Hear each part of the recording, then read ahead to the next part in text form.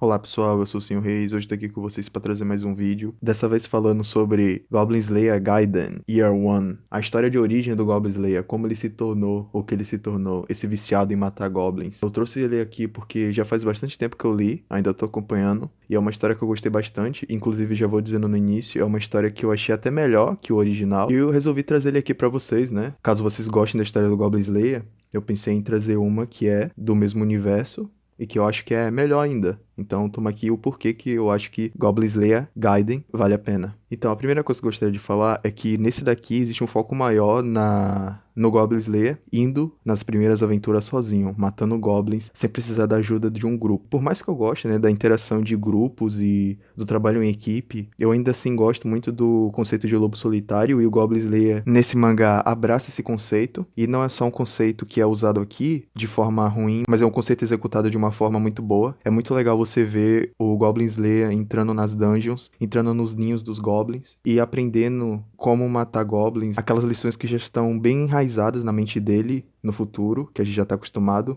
mas aqui nós temos um Goblin Slayer inexperiente que vai aprendendo com os erros dele, e nós temos cenas muito bem feitas de ação com isso daí, descrevendo os erros dele, descrevendo o que tá acontecendo no ambiente, para que a gente também entenda, né, para que o leitor entenda aquilo que ele tá analisando. As batalhas são bem brutais e sangrentas, e você vai ver o Goblin Slayer versus vários goblins e hobgoblins e todo tipo de coisa que ele encontrar dentro dos ninhos. Tem esse aspecto que eu gosto bastante, que eu já falei em outros vídeos, que é quando um personagem está lutando incansavelmente contra inimigos, contra vários mobs, e ele vai ficar cansado, e ele vai ficar ferido, mas mesmo assim o cara vai continuar lutando lá, velho, como se fosse um verdadeiro espartano. É daquele jeito bem fodão que a gente já tá acostumado ao estilo Goblin Slayer. Outra coisa que eu gostaria de falar é que caso você já tenha lido Batman, o Batman Ano 1, esse daqui é realmente muito similar ao Batman. Tem muitas coisas aqui que são iguais. Primeiro que é uma história de origem, segundo que é muito similar ao Batman com o Goblin Slayer, no sentido de que ambos usam ferramentas, né, da força de um ser humano comum para lutar contra inimigos não humanos. Então é muito interessante isso aqui. Tem muitas coisas que realmente lembram, né, a HQ do Ano 1 do Batman aqui. Outra coisa que é muito similar é o Goblin Slayer, né, os pensamentos dele enquanto ele tá enfrentando as hordas de goblins. É muito interessante, é muito similar com o do Batman 1, eu achei isso muito bom. Outra coisa que eu gostaria de falar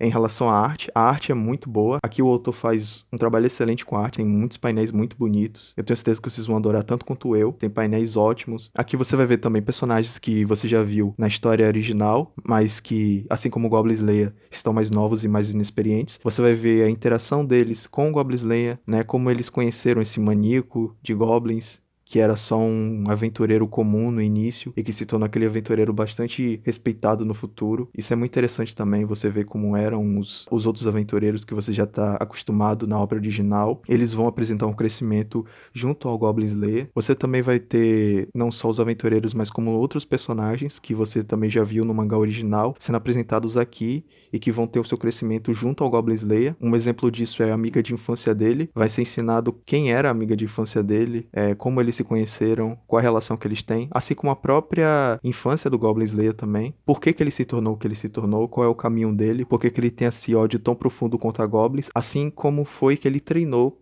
para ele se tornar e aprender tudo o que ele aprendeu e depois colocar em prática. Aqui você também vai ter muito conteúdo sexual, então caso você tenha algum problema com isso, eu já estou alertando aqui. E eu não tive nenhum problema com isso. Eu só tenho um problema com esse tipo de conteúdo quando ele é usado de forma exagerada. Por mais que muitas pessoas não se importem muito quando estão lendo Goblin Slayer, mas de vez em quando eu acho que ele perde um pouco a mão e coloca um pouco mais do que o necessário. Eu não tenho nenhum problema com esse tipo de conteúdo, como eu já disse. O problema é que se você coloca muito disso, né, a obra vai se tornando um pouco, pelo menos um aspecto da obra vai se tornando um pouco saturado, né? E meio que fica bobo, né? Ter aquilo várias e várias vezes. Eu entendo completamente, né, o motivo de ter esse conteúdo, considerando que os goblins são essas criaturas bastante nojentas, né, que cometem esses atos, mas você tem que admitir que em certos momentos é meio desnecessário, né? Pelo menos pra mim. Mas assim, de vez em quando eu acho que ele perde um pouco a mão, exagera. Eu gostaria de dar um exemplo, né, de exagero. Seria, por exemplo, aquela amiga de infância dele, né, a fazendeira lá. Ela é muito usada pra Eit.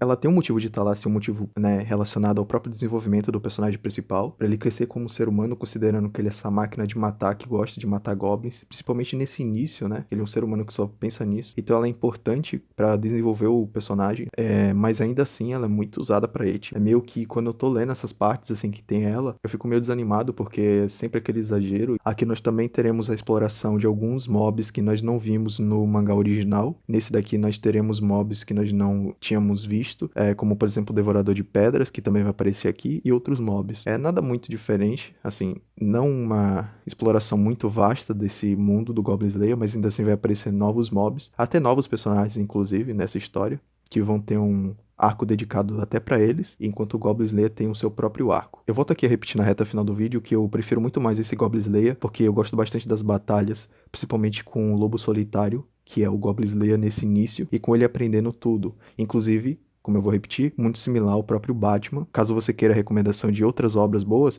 vá ler Batman 1, é muito bom, né? Eu já li, é excelente, e eu sugiro que você leia também, né? Aproveitando aqui 2 recomendações para você. Eu espero que vocês tenham gostado da recomendação, porque eu realmente tive uma boa experiência enquanto eu estava lendo essa obra, e eu espero que vocês, na hora que estiverem lendo Goblin Slayer, tenham uma ótima experiência. No caso, nesse daqui, Goblin Slayer Gaiden Year 1.